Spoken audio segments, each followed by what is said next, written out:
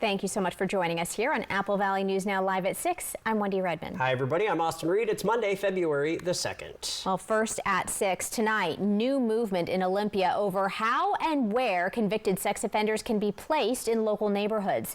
South Central Washington lawmakers have introduced a series of bills aimed at tightening oversight and increasing community notification for so-called less restrictive alternative homes. And now one of those bills could get a key hearing by Wednesday. In a situation like this, when it comes to protecting families and children from violent sexual offenders, this should be nonpartisan. In the wake of the state's placement of a home for level 3 and higher sex offenders in a Kennewick neighborhood, a move that's drawing significant community backlash, local lawmakers have introduced a package of 6 bills to change the rules governing these placements. There's in the House, and we have the companion bills in the Senate. So the ladies, Rep. Connors and Rep. Barnard, have both dropped bills for the LRA proposed fixes. And we have the companion bills in the Senate.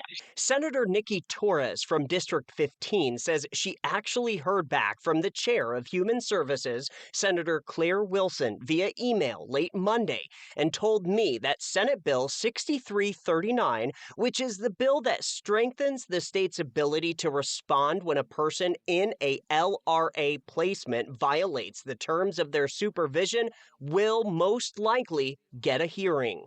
She did email me back today because I've been planning to see with her since last week. And she is saying that hopefully if they can get through exec bills, that they will try to give a hearing. So what we can do also is this will at least, if we can get a hearing on that bill, it'll allow the community to testify. And then if the bill is exec out of that committee, then we can also place amendments or even a striker on it. And the striker would include all of the other parts from the other bills in it.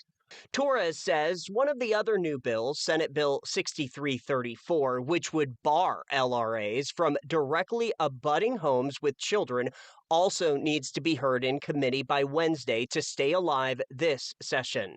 If that hearing is held, the bill could be amended to combine several related proposals, from expanding buffer zones around schools and playgrounds to enforcing ongoing compliance and reporting after placement. I know I feel like it's being held hostage, but I really hope that she does give it the hearing that it deserves. These bills right here work to protect communities and keep SVPs, which are in compliance with local law enforcement, landlords, creates a buffer around daycare and schools, and just make sure that the community is aware that these people are among us. Washington state church leaders like Pastor Eric Lundberg of Living World Lutheran in Graham, which is in Pierce County, are publicly supporting the legislation. It really comes down to the basis of being a citizen and being active. I think that too many times we've looked at citizen activism as like this sort of elite group of people, when in fact it should be every single citizen.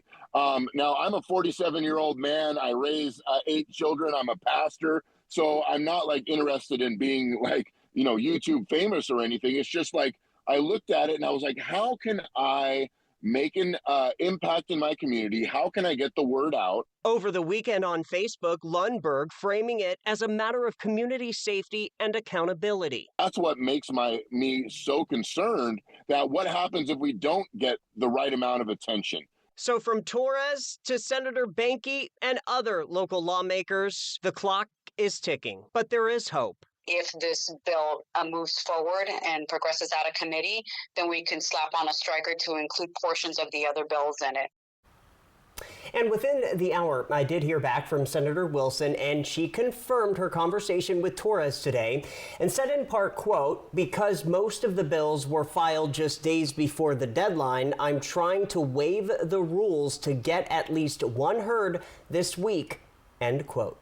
Stay with us for continuing coverage.